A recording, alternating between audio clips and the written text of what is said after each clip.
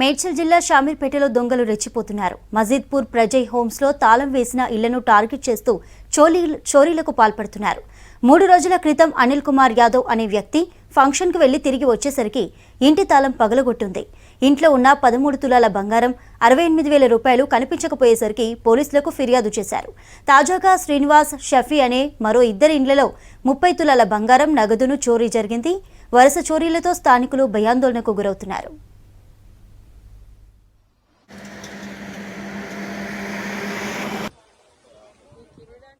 గుంటూరు ఫంక్షన్కి వెళ్ళాము.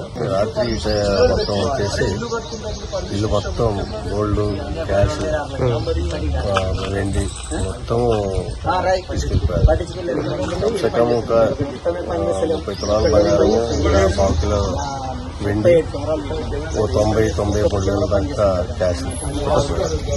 ఈ కాలనీలో మొన్ననే దొంగతనం జరిగింది.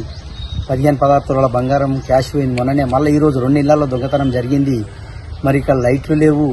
మరి సీసీ కెమెరాలు మా గ్రామానికి దాతల సాయంతో 37 కెమెరాలు సీసీ కెమెరాలు మేము అమర్చాము. అవికి మెయింటెనెన్స్ కూడా చేయడం లేదు. చాలా ఘోరం ఉంది. మరి ఈ రోజు కూడా 30 తులాల బంగారము, 1,00,000 రూపాయలు నగదు మరి ఇట్లా దొంగతనాలు చేస్తున్నారు. అధికారులు మళ్ళొకసారి మేల్కొని మన గ్రామాన్ని సరిదిద్దాలని నేను కోరుచున్నాను.